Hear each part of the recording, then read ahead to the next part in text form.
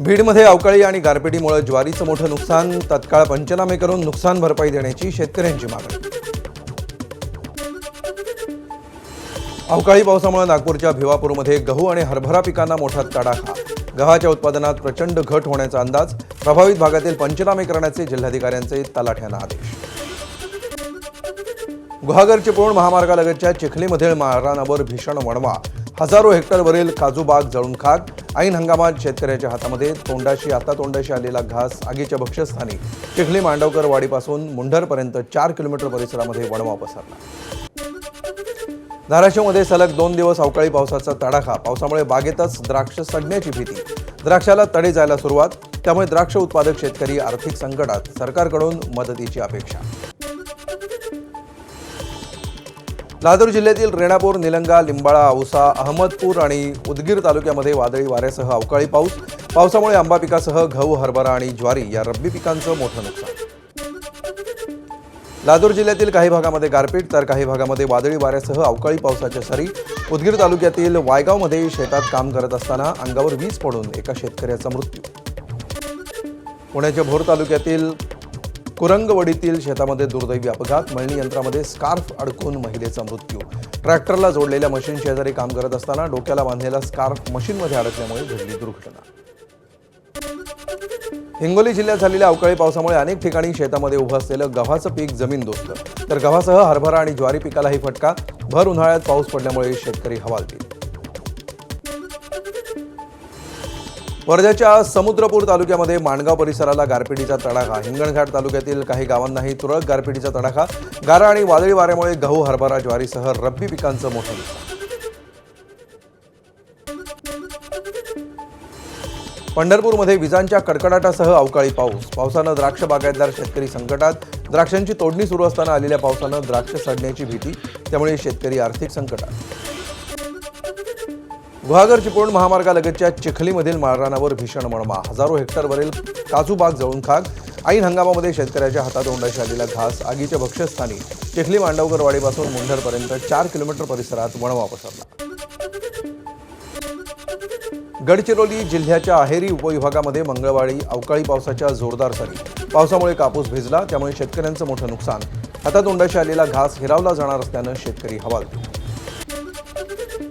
कांद्याच्या बाजारभावामध्ये दररोज घसरण, यामुळे उत्पादन खर्चही निघत नसताना त्यातच केंद्रीय वाणिज्य मंत्रालयाकडून निर्यातीला प्रोत्साहन म्हणून दिल्या जाणाऱ्या सबसिडीमध्ये 50% कपात, यामुळे कांदा उत्पादक शेतकऱ्यांच्या अडचणीत वाढ।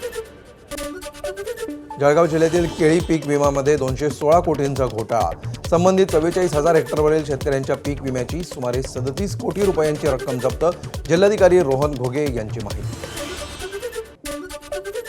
प्रत्यक्षात केळीची लागवड असतानाही उपग्रहाद्वारे पाहणी करण्यात आली, ती आम्हाला मान्य नाही, जळगावमधील शेतकरी संघटनांनी व्यक्त केली नाराजी, तर सरकार आणि विमा कंपन्या शेतकऱ्यांना विमा देण्यापासून टाळाटाळ करत असल्याचाही शेतकऱ्यांचा आरोप।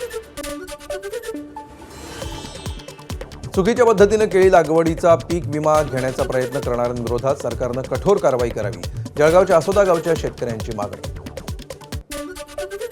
कल्याणमधील रिंग रोड प्रकल्पाला शेतकऱ्यांचा ब्रेक, आधी मोबदला द्या मगच रिंग रोड करा, शेतकऱ्यांचा एल्गार। पोलीस बंदोबस्तामध्ये रिंग रोड प्रकल्पाचं काम ठप्प, कल्याण डोंबिवली शहरातील वाढती वाहतूक कोंडी लक्षात घेऊन महापालिकेकडून रिंग रोड प्रकल्प। मुंबईमध्ये कृषी मंत्री दत्ता भरणेंच्या बंगल्याबाहेर नाशिकमधील शेतकऱ्यांचं आंदोलन, नाशिकमध्ये बनवल्या जाणाऱ्या रिंग रोडमध्ये जमिनी जाणार असलेल्या शेतकऱ्यांचा विरोध। डोंबिवलीमध्ये नामांकित हॉस्पिटलच्या डॉक्टरचा आत्महत्येचा प्रयत्न, आत्महत्येसाठी 10 बाटल्या बियर आणि 45 झोपेच्या गोळ्यांचं सेवन, संबंधित डॉक्टरचे नर्ससोबत प्रेमसंबंध, नर्सकडून वारंवार लग्नासाठी तगादा असल्यामुळे आत्महत्येचा प्रयत्न केल्याची माहिती, विष्णुनगर पोलिसांकडून तपास सुरू। नागपूरच्या मथानी टोल नाक्यावर उभ्या असलेल्या ट्रकमधून 507 किलो गांजा जप्त, 2,72,00,000 रुपये गांजाची जप्ती, ग्रामीण पोलिसांची कारवाई। गेवराईतील छत्रपती शिवाजी महाराजांच्या पुतळा अनावरण प्रकरणी 25 जणांवर गुन्हा दाखल, विनापरवानगी पुतळ्याचं अनावरण केल्याप्रकरणी पोलिसांकडून कारवाईचा बडगा। बुलढाण्याच्या लोणार तालुक्यातील चिखला गावामध्ये संचारबंदी कायम, राज्य राखीव पोलीस दलाची तुकडी चिखला गावात बंदोबस्तासाठी तैनात, चिखला गाव परिसरामध्ये बाहेरून येणाऱ्या वाहनांना प्रवेश बंदी। नंदुरबारमध्ये लाचलुचपत प्रतिबंधक विभागाची कारवाई, शहादा पंचायत समितीच्या कर्मचाऱ्याला 2,50,000ची लाच घेताना अटक। लॉरेन्स बिश्नोईच्या नावानं बोरिवलीमधील ज्वेलर्स व्यावसायिकाकडे 30 लाख रुपयांची खंडणीची मागणी. आंतरराष्ट्रीय क्रमांकावरून मेसेज आणि व्हॉट्सअप कॉलद्वारे धमक्या. बाबा सिद्दीकीप्रमाणे हत्या करू असा धमकीचा इशारा. डीबी बॉक्समधील तांब्याच्या तारेची चोरी करणारी टोळी सातारा येथील वाईमध्ये अटकेत. कारवाईमध्ये पोलिसांनी जप्त केला 17 लाख रुपयांचा मुद्देमाल. आरोपींकडून 300 किलो तांब्याची तार, गुन्ह्यामध्ये वापरलेली 2 दुचाकी, 1 चारचाकी वाहन आणि 5 मोबाईल फोन हस्तगत. बीडच्या माजलगाव शहरामध्ये 2 बहिणींच्या अपहरणाचा प्रयत्न. शहरातील आंबेडकर चौक परिसरातली घटना.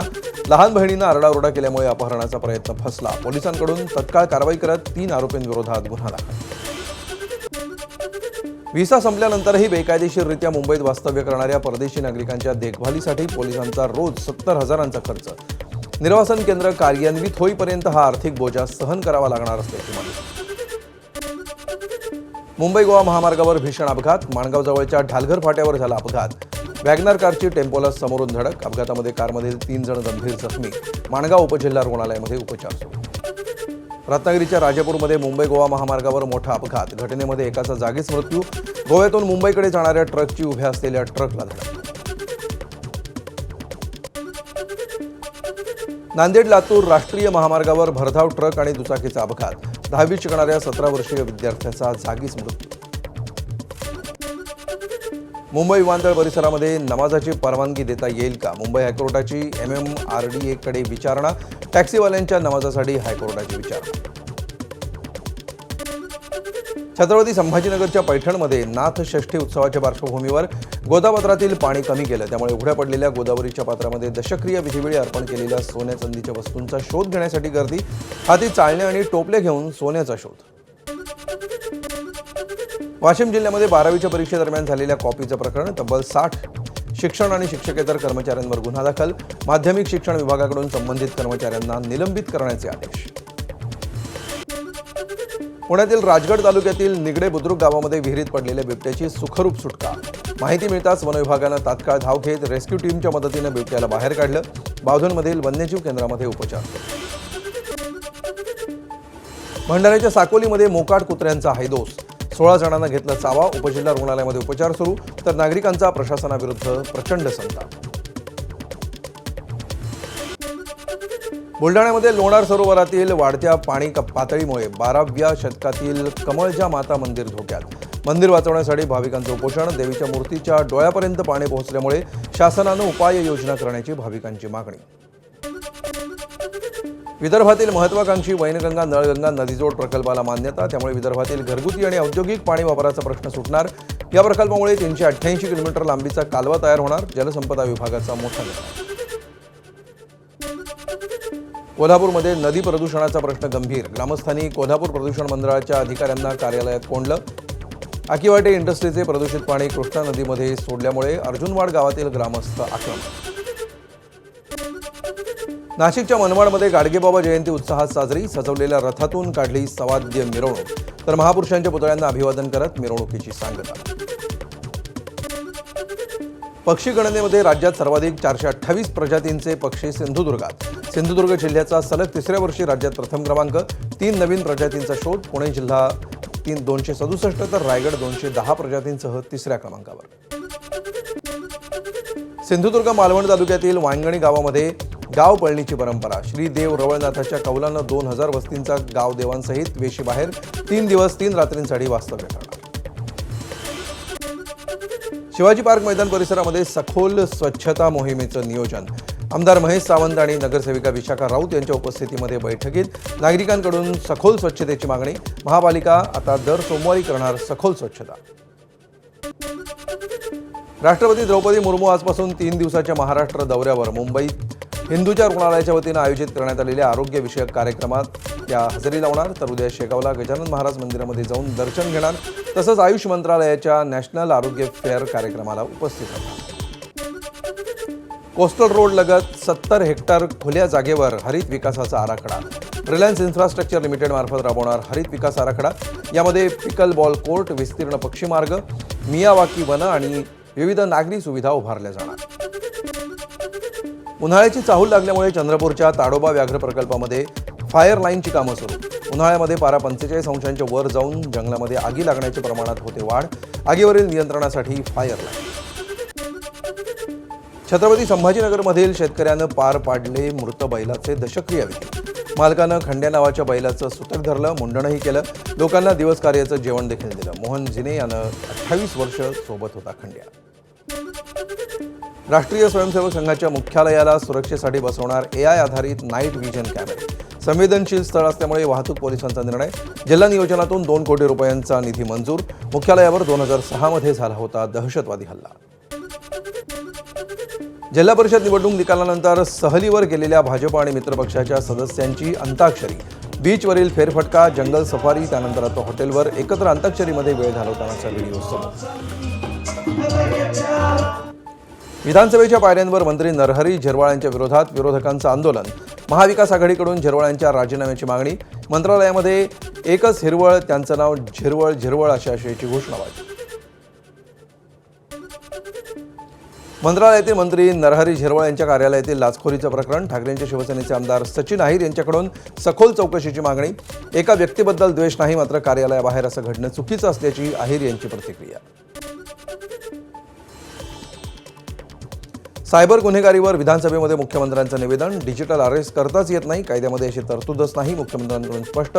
जर असा फोन आला तर तो फ्रॉड समजा आणि 1930 क्रमांकावर तक्रार करा. मुख्यमंत्र्यांचं आवाहन. राज्य विधिमंडळाच्या अधिवेशनामध्ये समाजवादी पक्षाचे आमदार अबू आझमी यांचं बॅनर आंदोलन. मुंबईच्या गोवंडी भागातील प्रदूषणाच्या मुद्द्यावर हातात बॅनर घेत आंदोलन. सभाचे आमदार अबू आझमींकडून मानखुर्द शिवाजीनगरमधील प्रदूषणाचा मुद्दा विधानसभेत. अनेकदा लक्षवेधी दिली, मात्र कोणी कारवाई करत नसल्याचा अबू आझमींचा आरोप. देशात टीबीचे सर्वाधिक रुग्ण मानखुर्दमध्ये असल्याचाही आरोप. शिक्षकांकडून कायमस्वरूपी BLOच काम काढून घ्या. शिक्षक आमदार ज्ञानेश्वर म्हात्रेंची विधान परिषदेमध्ये मागणी. परीक्षा काळातही शिक्षकांना BLOचं काम दिलं जातं, त्यामुळे शिक्षकांनी परीक्षा घ्यायच्या, पेपर तपासायचे की BLOचं काम करायचं, ज्ञानेश्वर म्हात्रेंचा सवाल. शक्तीपीठ महामार्गाला विरोध करणाऱ्या शेतकऱ्यांच्या भावना कोण समजून घेणार? काँग्रेसचे विजय वडेट्टीवार यांचा सवाल. मोजणीला विरोध करणाऱ्या शेतकऱ्यांना मारहाण, दमदाटी करून जमिनी घेतल्या जात असल्याचा वडेट्टीवारांचा आरोप. मराठवाड्यातील अनेक जिल्ह्यांमध्ये अवकाळी पावसामुळे शेतकऱ्यांचं नुकसान. आमदार धनंजय मुंडेंकडून विधानसभेत मुद्दा उपस्थित. तत्काळ पंचनामे करण्याची धनंजय मुंडेंची मागणी. तर महसूल मंत्री बावनकुळेंकडून पंचनामे केले जातील असं आश्वासन.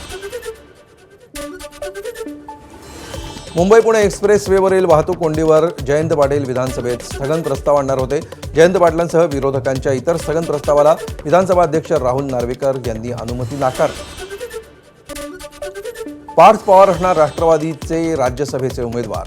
सुनेत्र पवार यांच्या उपस्थितीत झालेल्या पक्षाच्या कोअर कमिटीच्या बैठकीत पार्थ पवार यांच्या नावावर शिक्कामोर्तब.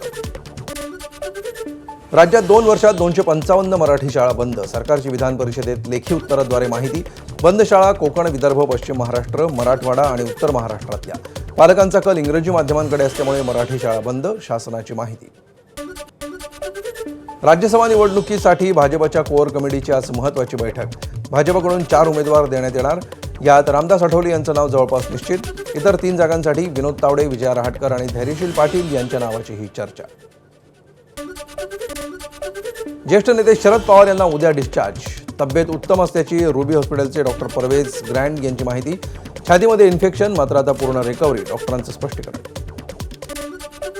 मुस्लिम समाजाचं 5% शैक्षणिक आरक्षण प्रमाणपत्र स्थगित करण्याच्या राज्य शासनाच्या निर्णयाला हायकोर्टात आव्हान. 9 मार्चला होणार सुनावणी. धाराशिवमध्ये बोगस कुणबी प्रमाणपत्र काढून राजकीय लाभ घेतल्याचा आरोप. उमरगामध्ये भाजपच्या उमेदवाराचं जात प्रमाणपत्रावरून वाद. बोगस कुणबी प्रमाणपत्र काढून OBC जागेवरून निवडणूक लढवल्याचा आरोप.